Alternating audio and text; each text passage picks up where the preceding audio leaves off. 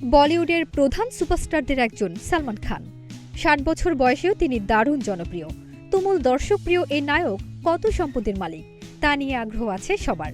সম্প্রতি বিষয়টি আবারও আলোচনায় জায়গা পেয়েছে। ভারতীয় গণমাধ্যমে প্রকাশিত বিবরণ থেকে জানা গেছে, সালমান খান এখন ২,৯০০ কোটি টাকার মালিক। কি কি সম্পত্তি রয়েছে তার মালিকানায় সে সম্পর্কেও পাওয়া গেছে একটি প্রাথমিক ধারণা। এই সম্পদের মধ্যে সবচেয়ে দামি হল মুম্বাইয়ের বান্দ্রায় অবস্থিত তার গ্যালাক্সি নামের বাড়িটি। জানা গেছে এই বাড়ির মূল্য ১০০ কোটি টাকা। এর পরের তালিকায় আছে তার খামার বাড়িটি। ১৫০ একর জায়গার এই বাড়িটির দাম ৮০ কোটি টাকা। এছাড়া মুম্বাইয়ে আরও দুটি বাড়ি আছে সালমানের, একটি কার্টার রোডে, অন্যটি ওরলিতে। দুবাইতেও রয়েছে আরেকটি বিলাসবহুল বাড়ি।